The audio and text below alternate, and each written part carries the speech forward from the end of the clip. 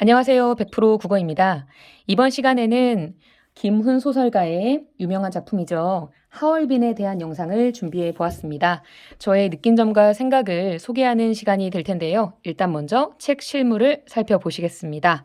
하드커버로 되어 있고요. 책은 그렇게 두껍지는 않습니다. 잠깐 구경하시겠습니다. 이렇게 실물을 보여드리고요. 사실은 제가 김훈 소설가를 처음 만나게 된 것은요. 바로 이 책을 통해서였습니다. 2004년 이상문학상 작품집입니다. 저는 사실은 이런 작품집을 구입하는 편은 아닌데요. 우연히 읽게 된 김훈의 화장이라는 단편이 사실적이고도 생생한 묘사가 굉장히 특징적이어서 인상이 깊게 남아서 이렇게 구입을 해서 소장을 하게 되었습니다. 그리고 그 이후에 똑같은 작가의 카레 노래라는 글을 읽게 되는데요. 이 책이 너무 재밌어서 이렇게 현의 노래랑 같이 세트로 되어 있는 책을 구입하게 되었습니다. 사실은요, 안중근을 다룬 하얼빈이라는 책도 굉장히 훌륭합니다만 이순신 장군에 대해서 소설입니다만 마치 살아있는 사람인 것처럼 생생하게 만날 수 있는 그런 글이기에 이 책도 좀 강력하게 추천하는 바입니다. 그리고 사실 작년 초반이었을 겁니다. 김훈의 개라는 소설인데요. 정말 재밌습니다. 인간의 아픔과 기쁨과 그리움을 함께하는 세상의 모든 보리에게라고 되어 있습니다. 저는 이 소설이 또 하나 와닿았던 점이 뭐냐면요. 이 부분에 한자 한자 다시 쓴 이야기라고 되어 있습니다. 소설가가 자기의 소설을 다시 쓴다는 것이 얼마나 고통스럽고 힘든 일일까요? 그럼에도 불구하고 그것을 감행했고요. 그래서일까요? 굉장히 이 소설 또한 재미있지만 의미 있게 읽힌 작품입니다. 신기했던 점은요. 짐작하셨겠지만 이 개 이름이 볼입니다. 그런데 화장이라는 작품에도 그 개의 이름이 볼이라고 나와서요. 뭔가 사연이 있는 게 아닐까라는 생각도 혼자 해보았습니다. 네, 여담은 여기서 좀 마무리하도록 하고요. 본격적으로 김훈의 하얼빈에 대해서 저의 감상을 간단히 소개하도록 하겠습니다.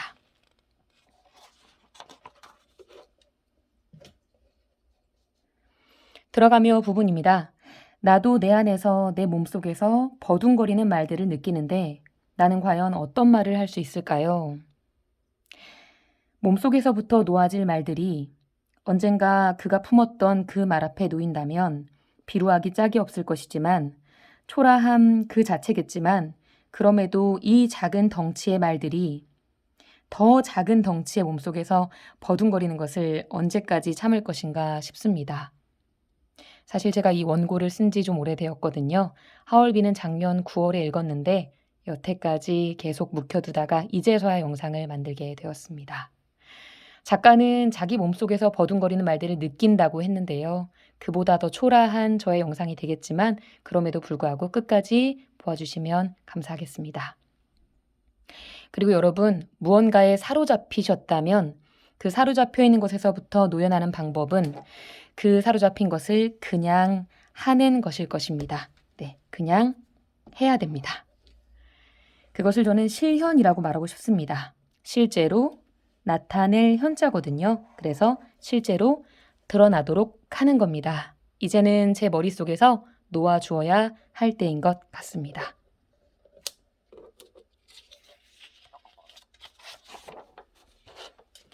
저는 두 가지 제목으로 본문을 구성해 보았습니다. 첫 번째는 거짓과 진실입니다. 저는 명실상부라는 말을 좋아합니다. 명실상부란 내세우는 내세우는 이름과 그것의 실상이 서로 꼭 맞아떨어진다는 부합한다는 뜻입니다. 실상은 실제 모습이고 부합은 서로 맞대어 붙였을 때 꼭 맞아떨어진다는 뜻입니다. 철학자 비트겐슈타인은 그의 초기 철학에서 언어와 세계가 일치한다고 했는데 같은 맥락으로 볼 수도 있겠습니다. 언어는 곧 세계입니다. 그런데 이런 생각을 해봅니다. 만약 내세우는 이름이 그것이 반드시 부합해야 할 실상과 동떨어진다면? 그리고 그 동떨어짐이 의도적으로 그러한 것이라면 어떨까 하고 말입니다. 만약에 누군가가 또는 어떤 집단이 말이나 행동을 거짓으로 꾸밀 뿐만 아니라 명분을 앞세우며 자신들이 꾸며낸 그 거짓된 허상을 진실이라고 믿는다면 어떻게 될까요? 거짓된 말로써 세운 허구의 구조물을 진실이랍시고 다른 누군가 또는 집단에게 강요한다면 어떻게 될까요?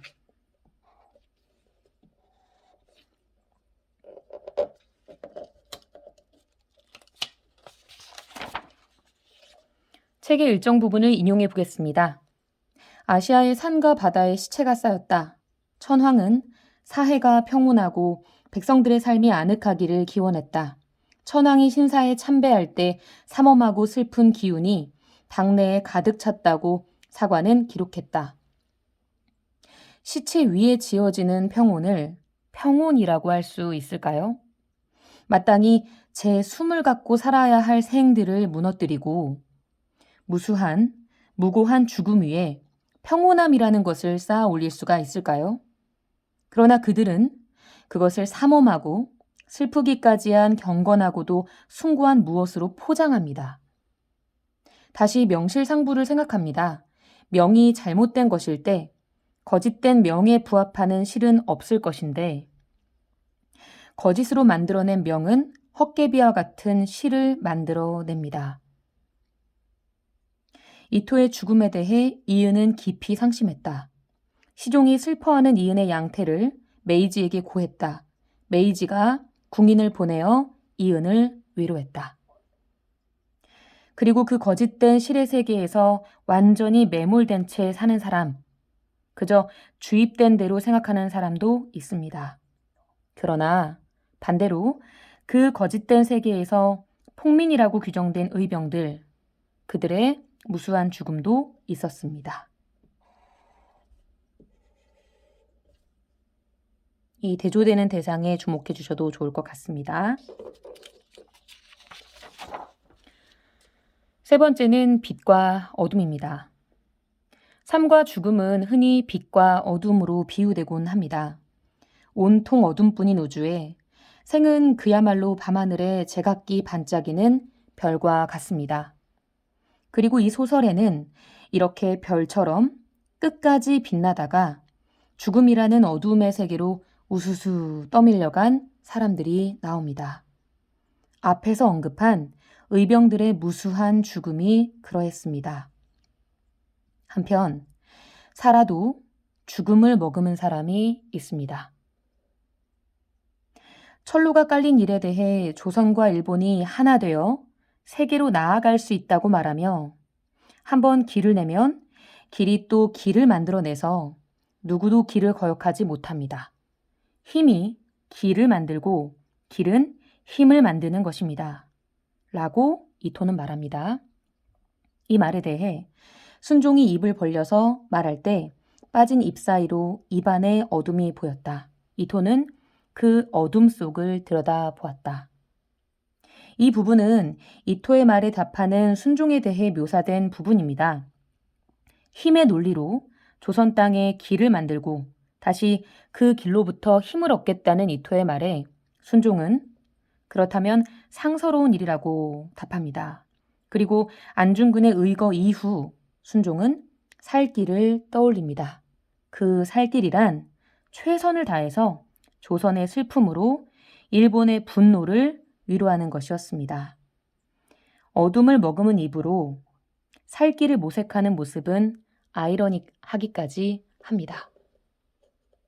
저는 왠지 순종이 이미 자기 입에는 어둠, 즉 죽음을 머금었는데 살아도 산 게 아닌데 그런 상태에서 살 길을 모색하는 그 모습이 참 아이러니하다고 생각했습니다. 그리고 빛에 대해 생각합니다. 저는 두 가지 대조적인 빛에 대해 말하고 싶습니다. 첫 번째, 이토는 조선에 등대를 설치할 것을 구상하면서 신호로 명멸하는 빛의 힘을 이토는 아름답게 여겼다. 두 번째, 오래전에 세리를 받던 때의 기쁨은 때때로 안중근의 마음속에서 솟구쳐 올랐다. 그때 멀리서 빛이 다가왔고 안중근은 밝아오는 영혼의 새벽을 느꼈다. 그때 안중근은 악과 더불어 살아가야 하는 세상이 두렵지 않았다. 이토가 품은 빛은 조선에서 실현할 등대, 그리고 길, 그리고 그로부터 얻을 힘이었을 것이었습니다. 그는 사뭇 사명감에 젖어 있었을 텐데요. 이와 반대되는 축에서 안중근은 이토와 그 힘으로 만들어지는 질서를 악이라 규정합니다. 그리고 그것이 안중근이 품은 빛이었습니다.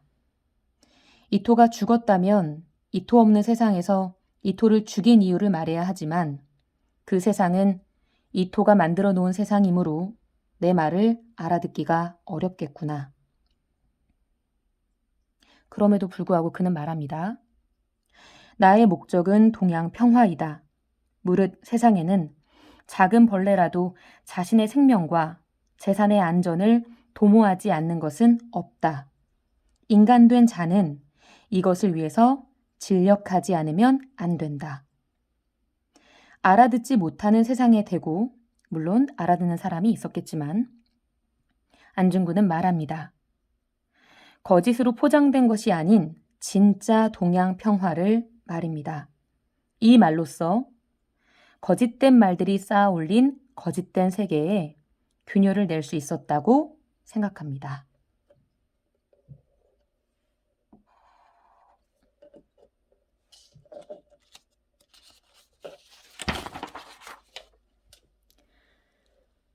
나가며 죽음과 태어남은 맞물리며 계속될 것입니다. 하나의 일생이 끝나고 다른 생이 태어나는 일이 마치 빛이 명멸하듯이 연속될 것입니다. 하나의 일생이 반짝이는 순간의 빛처럼 찰나에 불과한 것인지도 모릅니다. 그러나 이런 와중에 품은 뜻이 선명할 수 있다면, 그런 와중에 또 빛날 수 있다면 우리의 짧은 생에도 깊은 의미를 담아낼 수 있지 않을까 합니다. 그리고 일본인에게 신문 받는 자리에서 나는 내 마음으로 한 것이다 라고 말한 안중근처럼 우리는 어떤 마음으로 무엇을 행해야 할지 생각하게 됩니다. 작가는 작가의 말에서 안중근의 빛나는 청춘을 소설로 써보려는 것은 내 고단한 청춘의 소망이었다 라고 말합니다. 그의 가난한 청춘과 그의 살아있는 몸에 관하여 말하려 했다고도 말합니다. 이 소설을 통해 살아있는 안중근을 만나시기를 바랍니다. 여기까지입니다. 들어주셔서 감사드립니다.